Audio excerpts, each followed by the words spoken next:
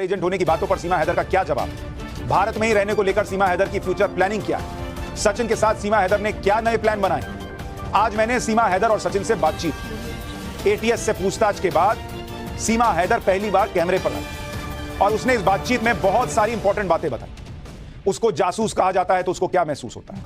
क्या वो भारत छोड़कर जाएगी? क्या सचिन उसको छोड़ने का प्लान बना रहा है? दुबई में उसके बार डांसर होने का सच क्या है? ये सारी चीजें आज उसने इस इंटरव्यू में बताई। लेकिन इस लव स्टोरी में एक बड़ा ट्विस्ट भी आ गया है।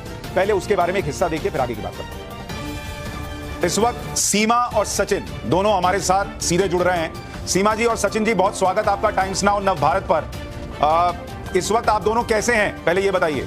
धन्यवाद सर, हम ठीक है सर, थैंक यू सर। क्योंकि पिछले 2 दिन से थैंक यू सर, हम भी ठीक है सर, दोनों ठीक है। पिछले 2 दिन से आप जो है वो लगातार पूछताछ के लिए जा रही थी, तो देश भर में चर्चा थी कि सीमा कहां चली गई, पाकिस्तान वापस चली गई, कहीं भाग गई, कहीं छुप कर बैठ गई, फिर पता चला आपसे इंटरोगेशन चल रही है, आपसे पूछताछ चल रही है। 2 दिन में क्या क्या हुआ है आपके साथ? सर अब क्या बताऊं, बहुत कुछ वक्त तो बहुत सारी बता सकते हैं जिन्होंने करी थी पूछताछ। बट मैं ये कहूँगी कि हर चीज़ हुई थी, शुरू से पैदा होने से लेकर आज दिन तक मेरी हर पूछताछ की गई सर, छोटी बड़ी हर बात पे मैंने गौर से पूछा गया। जी सर। तो आपको घबराहट नहीं हुई? इस तरह से सवाल जवाब पुलिस के सामने बैठकर आपने पहले तो देखा नहीं होगा। बिल्कुल घबराहट हुई सर, इतने लोगों में अकेले बैठना घबराहट हुई थी। पर सर सच तो सच होता है ना, सच वो चीज़ है। अगर मैं इतना सब झूठ बोलूँ मेरी टांगें काँपने लगती हैं सर, इतना सब झूठ बोल टांगें काँपती हैं बिल्कुल।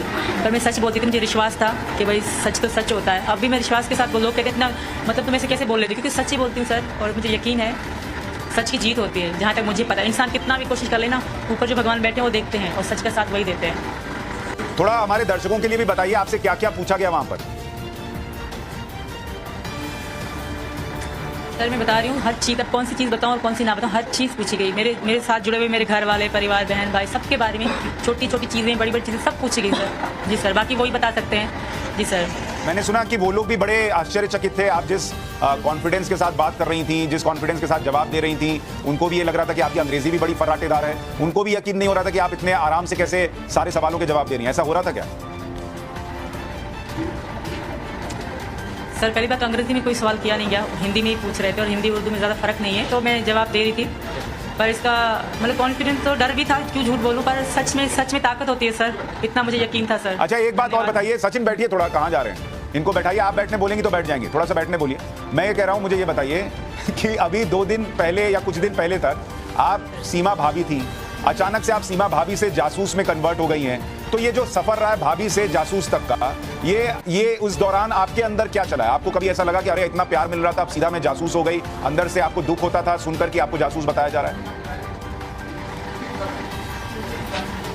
सर दुख कैसे नहीं होगा जब आपका इरादा ही ऐसा ना हो। सुन के ये कह के विश्वास सच होता है, ये कह के मैं थक गई थी। पर अब भी आगे जो होगा सर, जो कानून कहेगा मैं वैसे ही करूंगी। बाकी ऐसी कोई बात नहीं, मेरा मकसद प्यार था, सिर्फ प्यार था सर। धन्यवाद। अब कहा जा रहा है आपको पाकिस्तान वापस जाना पड़ सकता है? हो गई सर, हो गई।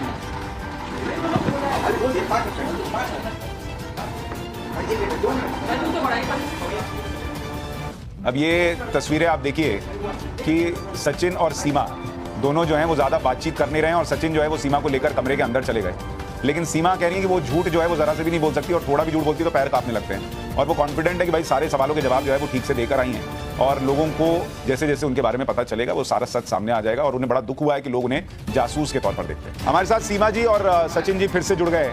सीमा जी एक बात बताइए, ये सचिन जी जो है इनकी हर बात आपको सुननी पड़ती है क्या? अभी आप इंटरव्यू देना चाह रही थी, आपका हाथ पकड़ के अंदर लेके चले गए। सर इनकी भी मजबूरी है, क्या करें? यहाँ भी आप देखिए उनको बचा ही रही हैं। अब क्या कहें, बस इनकी मजबूरी है। हाँ सर मुझे पता है, तभी तो कह रही हूँ। अच्छा सचिन जी ये बताइए, हाथ में नहीं होती। सचिन जी ये बताइए कि अभी जो सीमा भाभी थी वो अचानक से अब सबकी नज़र में जासूस हो गई, कई लोग सवाल पूछ रहे हैं। आपके आस पड़ोस में क्या माहौल है? आप कितने प्रेशर में हैं? कहा जा रहा है सीमा को वापस जाना पड़ेगा। सर यहाँ के लोग सब खुश हैं, और ये सब लोग ये चाह रहे हैं कि ये यहीं पर रहे। और सर जी सर। और वापस जाना पड़ेगा इनको तब? सर वो तो बात की बाद में देखी जाएगी, आज देखेंगे बाद में। अगर जाना भी पड़ेगा तो हम खैर कानून के खिलाफ नहीं जा सकते, उसके बाद जो होगा सो होगा ही सर। सीमा जी, वो तो कह रहे हैं कि जाना पड़ेगा वापस, तो जाना पड़ेगा, फिर क्या करेंगे आप? सीमा जी, आप इनके कहने का मतलब नहीं समझे सर। अगर जाना पड़ेगा तो फिर क्या होगा, इसका आप मतलब समझे नहीं सर। अगर हम समझाइए। अलग भी होंगे ना, तो हम ऐसे अलग होंगे कि कभी अलग ना हो। जी सर, ये हम दोनों ने कसम खा रखी है, अगर हमें कानून अलग कर देगा तो हमारी ज़िंदगी का दिन आखिरी होगा। ये मेरी भी इनसे कसम है, इनकी मेरे से कसम है सर। इस जन्म ना से अगले जन्म मिलेंगे, पर मैं इनके नाम से ही मरूंगी सर। सचिन मेरे पति हैं, ये दुनिया जानती है, और एक दिन मानेगी भी सही। तो जैसे कि मैं यहाँ हूँ, अब यहाँ से तो मेरी लाश ही जाएगी, इतना तो मुझे भी यकीन है खुद पे कि सचिन के बगैर तो मैं एक पल फ़ोन पे, जब फ़ोन पे दोस्त थे तब इनके बगैर मैंने, जब ब्लॉक करते थे तब मैं ना रह पाती थी। अब तो मेरे पास से कोई, तब तो उम्मीद थी कि हाँ एक दिन हम मिलेंगे। अब तो सारी उम्मीदें ही खत्म हो जाएंगे सर, तो क्या करेंगे जी के। और इतनी दुखों के बाद, इतनी मुश्किलों के बाद भी आखिर में यही मिलेगा कि मुझे वापस जाना पड़ेगा। और वहाँ भी तो मौत ही तो रखी है, वहाँ कौन से मेरी ज़िंदगी या फूलों के हार पड़े हैं कि आ जाए सीमा, हम इसको स्वागत करेंगे। वहाँ भी तो जिल्लत की ज़िंदगी और जिल्लत की मौत है। पर ये तो आप कह रही हैं सीमा जी कि आप जान दे देंगी, सचिन जी तो नहीं कह रहे हैं। सचिन जी, आप भी जान दे देंगे अगर अलग होना पड़ा तो? मेरे कहने का मतलब यही था सर, जो इसने बोला है, कहने का मतलब मेरा यही था।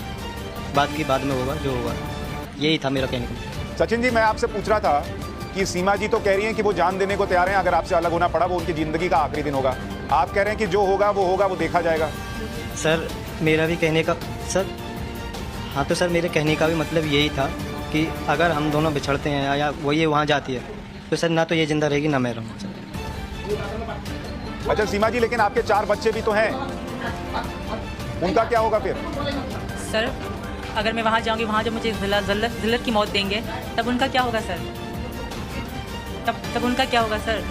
पर तो वहाँ हर कोई इनको और गलत बोलेगा, मेरी बेटियों को, मेरे बेटे को, उनका तब क्या होगा? पर सीमा जी, हमने पाकिस्तान से कुछ रिएक्शन आए, फिर शायद यहाँ के लोगों को वो कह रहे हैं कि वो आपके बच्चों को अपनाने को तैयार है, वापस बुलाने को तैयार है। उनको दिक्कत आपसे है। सर कोई कुछ नहीं करेगा सर, गैरत की बात पे सब कुछ शुरू हो जाए। कोई कानून भी वहाँ नहीं चलता, कोई कानून बलोच गांव में कोई कानून नहीं चलता, वहाँ के सरदारों का चलता है, और सरदार गैरत की बात ही का चलती है वहाँ पे सर। जब मैं रह के आई हूँ, मुझे पता है, तो क्या मैं झूठ कहूँगी सर? भले पता किया जाए, जेकमाबाद के गाँव, इन यहाँ जो गाँव है जहाँ से हम रहते हैं, उनका पता किया जाए सर, फिर कोई फैसला लिया जाए, क्योंकि वहाँ पे यही सिस्टम चलता है कारोबारी का। और मुझे नहीं लगता कि मेरा कोई वहाँ जीवन होगा, और वहाँ के पाकिस्तान गवर्नमेंट कुछ भी नहीं कर सकती, क्योंकि वहाँ गैरत की बात है सर, कोई कुछ नहीं बोलता। और इस वक्त गैरत की बात है, अना की बात चल रही है वहाँ पे। मेरे लिए तो दोनों ही, मतलब अगर यहाँ हूँ, सीमा जी मुझे ये बताइए, आप जेल में जिंदा तो रहेंगे, वहाँ तो पता नहीं क्या हो जाएगा सर। सीमा जी मुझे ये बताइए, आपको कभी कभी रोना नहीं आता? आप जिस परिस्थिति में फंस गई हैं, यहाँ आपको जासूस कहा जा रहा है, वहाँ आपको गद्दार कहा जा रहा है। सिर्फ रोना, हमें रात को नींद नहीं आती मुझे, मेरे पति को। जब मैं अपने बच्चों की तरफ देखती हूँ ना, तो वो मुझे पता है सर, मैं माँ भी तो हूँ, मैं यहाँ सही होकर बैठती हूँ, क्योंकि शायद लोग ऐसा ना समझे सीमा पाकिस्तान जाने के लिए रो रही है। मैं इसलिए नहीं रोती सर, बाकी जो हम पे बीते है उससे सिर्फ हमें ही पता है सर। जिस तरह मैं कभी उधर भागती हूँ, ये हमारी ज़िंदगी नहीं है सर। लेकिन अब आपका क्या होगा? मान लीजिए आपको सरकार ने जेल में डाल दिया, क्योंकि अगर नियम के तहत आपको यहाँ नागरिकता नहीं मिल पाई, और जेल में डाल दिया, तब मैं रह लूँगी सर, तो मैं पाकिस्तान नहीं जाऊँगी सर। और ये भी बताइए मुझे कि जितनी बातें, जितने आरोप आप पर लग रहे हैं, सिर्फ आपको जासूसी नहीं कहा जा रहा, आपको कहा जा रहा है कि आप दुबई में बार डांसर थी, कुछ लोग कह रहे हैं कि आपके पहले भी बॉयफ्रेंड रहे हैं, इस तरह के तमाम लांछन आप पर लग रहे हैं।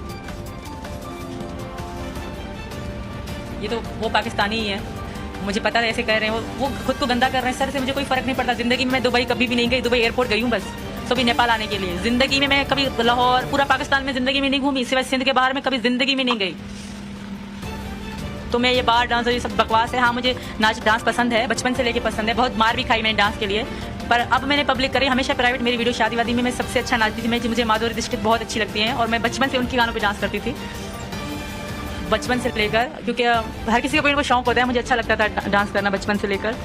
इसका मतलब ये नहीं है कि मैं बार डांस, ऐसा जिंदगी में मैंने कभी बार ही नहीं देखे। हाँ, एक बार हम नेपाल में गए थे, हमें नहीं पता था कि ये बार है, वो ऐसे स्वागत कर रहे थे वहाँ पे, नेपाली कल्चर में लोग नाच भी रहे, नेपाली कल्चर था वहाँ पे, तो वो स्वागत करके मुझे, मेरे पति को अंदर ले गए, फिर हमने चाय पी वो होटल में। मैं तो होटल ही समझी, मुझे नहीं पता था कि बार यहाँ क्या है। जिंदगी में एक ही बार गई थी नेपाल में, वो भी ऐसी जिंदगी मैंने कभी जी, बस 7 दिन में जी हूँ जो जिंदगी जी। इनके साथ मैंने कपड़े भी वो जैसे इंडिया में पहने जाते हैं, पैंट शर्ट वो पहनी, मतलब अलग अलग कपड़े पहने, और यहाँ जिंदगी में हम सलवार कमीज में जिंदगी हमने बिताई है सर।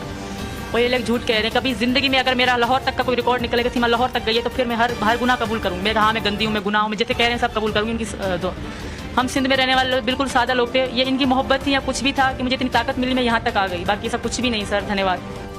आपने इस बातचीत को ध्यान से सुना होगा, तो इसमें एक बात गौर करने के लायक, और यही वो बात है जिसकी वजह से सीमा और सचिन की लव स्टोरी में एक बड़ा ट्विस्ट आया है। आपने इसमें सचिन को सुना कि वो सीमा को पाकिस्तान वापस भेजे जाने पर कानून के खिलाफ जाने के लिए तैयार नहीं है, यानी कानून का जो भी फैसला होगा वो सचिन को मंजूर है। लेकिन सीमा भारत में ही टिके रहने का पूरा प्लान बना चुकी है और वो कह रही है कि मैं तो यहीं मर जाऊंगी लेकिन पाकिस्तान नहीं जाऊंगी, मैं यहां जेल में रहूंगी लेकिन पाकिस्तान नहीं जाऊंगी। और वो कह रही है सचिन भी मेरे साथ मरेगा। सचिन ने नहीं कहा कि मैं मरूंगा, वो कह रहा है जो कानून करेगा वो तो मानना ही पड़ेगा। सीमा ने माइक ले लिया और फिर कहा कि हमने तो मरने का प्लान बनाया है और सचिन भी मरेगा। तब सचिन को कहना पड़ा कि हाँ हम साथ में मर गए। एक बार इस बातचीत का हिस्सा फिर से सुनो।